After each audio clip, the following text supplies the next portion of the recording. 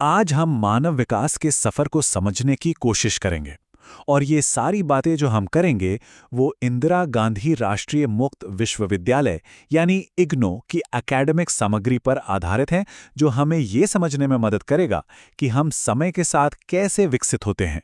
तो चलिए सबसे पहले एक बहुत ही बुनियादी सवाल से शुरुआत करते हैं। सवाल ये है, हम वैसे कैसे बनते हैं जैसे हम हैं?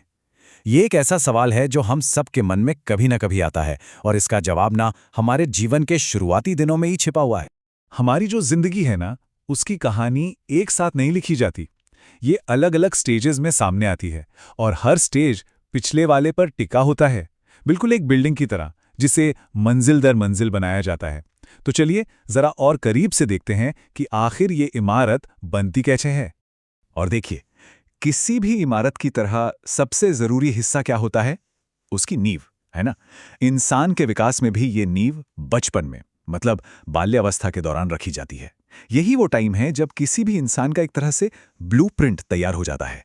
तो ये बाल्यावस्था आखिर है क्या? अगर हम किताबों के हिसाब से देखें तो ये करीब 2 साल की उम्र में शुरू होती है और तब तक चलती है जब तक सेक्सुअल मैच्योरिटी नहीं आ जाती। मतलब लड़कियों के लिए लगभग 13 साल और लड़कों के लिए 14 साल की उम्र तक। और ये सिर्फ एक लंबा समय नहीं है। नहीं, ये वो दौर है जब जबरदस्त शारीरिक, मानसिक और सामाजिक बदलाव होते हैं। और जानते हैं, यही वो वक्त है जब जिंदगी भर की आदतें बननी शुरू हो जाती हैं। वो आदतें जो बड़े होने पर भी हमारा पीछा नहीं छोड़ती। अच्छा, तो इस नींव को और अच्छे से समझने के लिए हम इसे 4 मेन एरिया या कह सकते हैं कि 4 मजबूत पिलर्स में बांट सकते हैं। ये वो पिलर्स हैं जो सिर्फ बचपन को नहीं बनाते, बल्कि एक इंसान की पूरी जिंदगी की इमारत को सहारा देते हैं। ठीक है, तो चलिए पहले पिलर को थोड़ा गहराई से समझते हैं।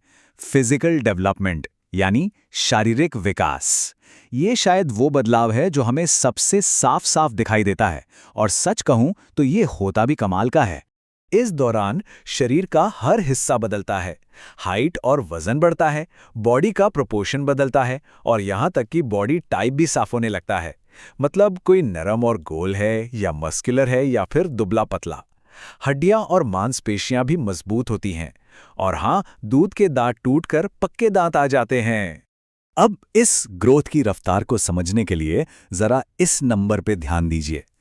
शुरुआती बचपन में बच्चे हर साल औसतन लगभग 3 इंच लंबे होते हैं। सोचिए, ये वाकई में बहुत तेजी से होने वाला विकास है। अच्छा, अब आते हैं दूसरे पिलर पर, जो कि बहुत दिलचस्प है। मास्टरी ऑफ स्किल्स यानी कौशल में निपुणता। बचपन जो है ना, वो नए स्किल्स सीखने के लिए एक परफेक्ट उम्र होती है। क्यों? क्योंकि उस वक्त बच्चों में जोश होता है, उन्हें एक ही चीज बार बार करने में मजा आता है और शरीर भी काफी फ्लेक्सिबल होता है। इन स्किल्स को हम मोटे तौर पर 4 कैटेगरी में बांट सकते हैं। पहला, सेल्फ हेल्प स्किल्स, जैसे खुद खाना, नहाना, कपड़े पहनना। दूसरा, सोशल स्किल्स, मतलब दूसरों के साथ खेलना, बात करना सीखना। तीसरा, स्कूल स्किल्स, जैसे लिखना, ड्राइंग करना। और चौथा, प्ले स्किल्स, जैसे बॉल फेंकना, साइकिल चलाना, स्केटिंग करना या तैरना। ये सब के सब आज़ादी की तरफ बढ़ते हुए कदम हैं।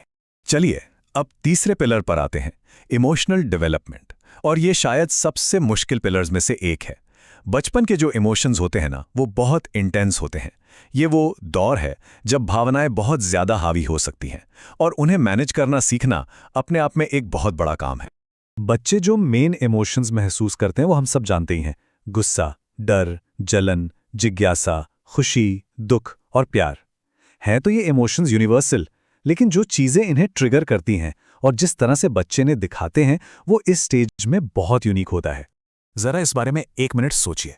बच्चे अक्सर घर पर तो अपने इमोशंस को खुलकर दिखाते हैं, लेकिन दोस्तों के साथ थोड़ा कंट्रोल में रहते हैं। ऐसा क्यों होता है?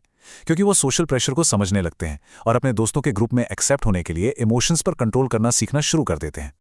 और यहीं से हम सीधे चौथे और आखिरी पिलर पर आ जाते हैं, सोशल डेवलपमेंट। जैसे जैसे बच्चे बड़े होते हैं, उनका सोशल सर्कल परिवार से निकलकर दोस्तों तक फैल जाता है और ये रिश्ते उनके लिए बहुत ज़्यादा ज़रूरी हो जाते हैं। एक मजेदार बात यह है कि सारे साथी एक जैसे नहीं होते। सोर्स मटेरियल इन्हें 3 तरह से बांटता है। पहले हैं एसोसिएट्स यानी साथी, मतलब वो लोग जो बस एक ही जगह पर मौजूद हैं। दूसरे हैं प्लेमेट्स या खेलने वाले साथी, जिनके साथ मजेदार एक्टिविटीज की जाती हैं। और आखिर में आते हैं फ्रेंड्स, यानी मित्र, जिनके साथ अपने विचार, अपनी बातें, अपनी सलाह शेयर की जाती हैं। ये दिखाता है कि कैसे सोशल रिश्ते धीरे धीरे और कॉम्प्लेक्स होते जाते हैं।